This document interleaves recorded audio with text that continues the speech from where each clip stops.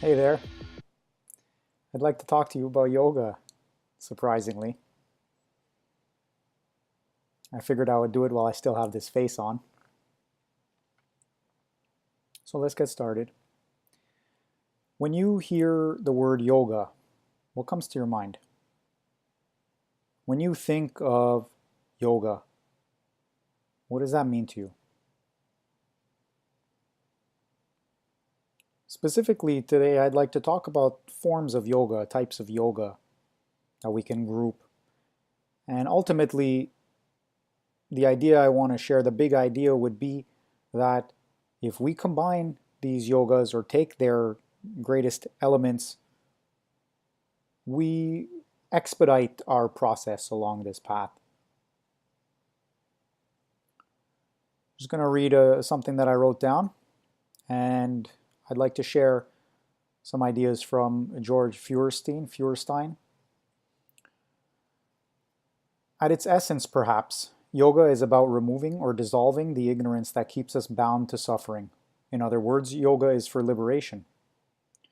It is a means of communing with the divine nature of reality.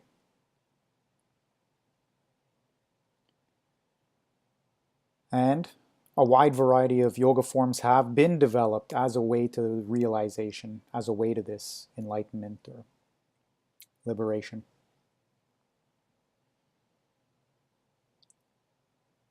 Some examples I'll take from George Feuerstein, sorry about that, from his book, The Deeper Dimension of Yoga, where he mentions such yogas as mantra yoga, which is the yoga of potent sound, Tantra Yoga, which includes Kundalini Yoga and Laya Yoga, the yoga of absorption, Yantra Yoga, which is the yoga of divine geometry, and Taraka Yoga, which is a staring practice. What I've noticed is that a lot of the yogas, they kind of merge together with certain aspects and then depart from each other with other aspects. Again, like I've said in the previous video on why asana matters, yoga is very much, these forms of yoga are very much on the same spectrum, just at different points in the spectrum. And they might even overlap in certain areas. They're very self-similar in many ways. The forms of yogas that I want to concentrate on today, I include Hatha Yoga, the classical yoga of Patanjali, Bhakti Yoga, Karma Yoga, and Jnana Yoga.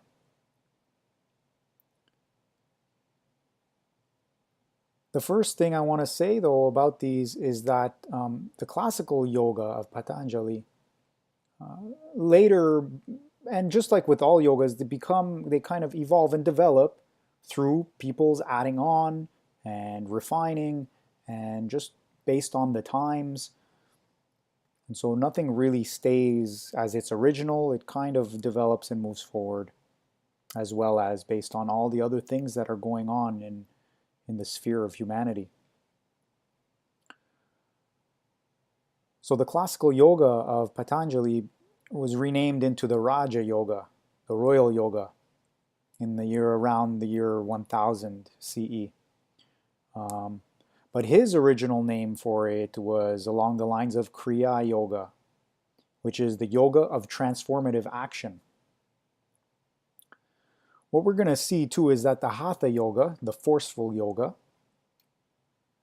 can be fit nicely into the 8 limbs of Patanjali's yoga.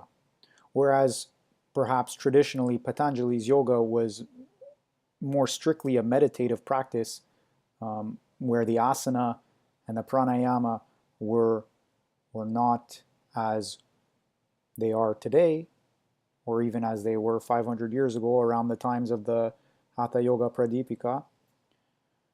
However, again, these things, they fit in nicely. So the Hatha Yoga practices of asana and pranayama will fit into the 8 limbs of Patanjali's yoga. So this leaves us with 4 main forms of yoga. we'll consider it as the Raja Yoga or the Ashtanga Yoga, which is the eight-limbed yoga of Patanjali. There's the Bhakti Yoga, the Karma Yoga, and the Jnana Yoga. We're going to stick with, though, that Kriya Yoga of Patanjali. It's the yoga of transformative action. And there are three aspects to the Kriya Yoga. There's the tapas, which are austerities. There's the svadhyaya, which is the self-study, or more specifically, the study of scripture. And there is the Ishvara Pranidhana, which is the devotion to the Lord or surrender to the Supreme. Already you can see there within this Kriya Yoga how other forms of yoga, for example, the Bhakti Yoga, which is the yoga of devotional or surrender, and the Jnana Yoga, which is a yoga of wisdom which relies heavily on philosophy, and they kind of fit in there nicely already. But at the same time, there are those differences. So I'll just get into a couple of ideas here and round it out at the end. Okay, just a quick few minutes here, maybe 10. All right, so we want to merge that Hatha Yoga into the Raja Yoga, the classical Kriya Yoga of Patanjali, where the asanas and the pranayamas are like forms of austerities. There are these practices which develop the heat, the fire of the body. They fire up. Okay? And it's not just about the body, of course. It's about the body, the energy, the mind, all working together. A note about the Bhakti and the Jnana Yoga. The Bhakti Yoga sees the Supreme as personal, it has this personality, whereas the Jnana Yoga, the yoga of wisdom, sees it as impersonal, without qualities in a certain sense. At least that would be the nature of the Brahman, which is existence, consciousness, bliss, for the non-dual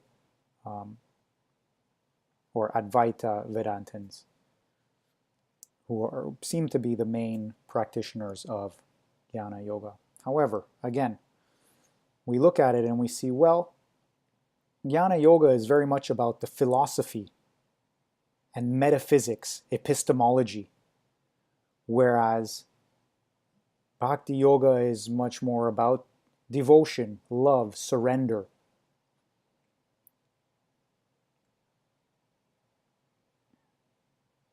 Karma Yoga is the yoga of action. Karma Yoga is about the intention of our actions.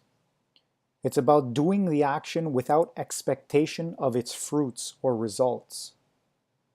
It's about doing for its own sake, for the sake of adding value to the world. It's about leaving this world better off than the way you found it.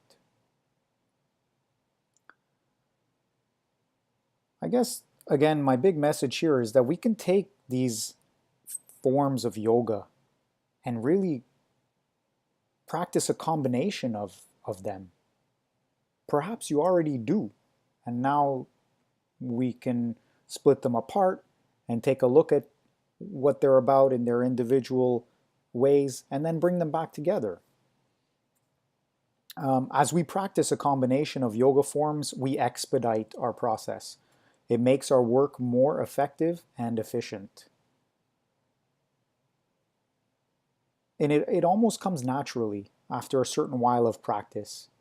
I find particularly through the Hatha Yoga practices combined with the yoga of wisdom, the Jnana type of yoga, that's what I've been drawn to. From the beginning, I was drawn to the Jnana Yoga. I was really into the philosophy, not specifically of yoga, but just of understanding reality, understanding the nature of reality, and understanding self. and consciousness, awareness. And in the same time, in through doing that, through meditative practices, got a sense of devotion, love, and even surrender to the ultimate and to the daily living. And through that also, more and more, starting to see how daily actions can be such a great source of devotion, surrender, and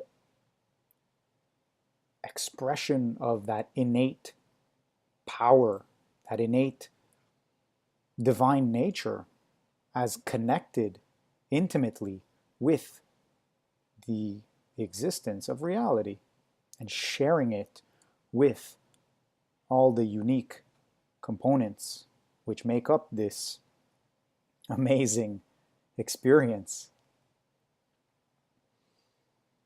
That leaves us with the Hatha Yoga, which really seems to round it out, or that eightfold path really seems to round it out. The Hatha Yoga, the classical Patanjali Yoga, it reminds us of that moral foundation. Moral, not in a sense of moralizing and judging, but in the sense of really, it seems like that non-harming, that principle of non-aggression can really set the stage for pretty much all of the morality. And from there,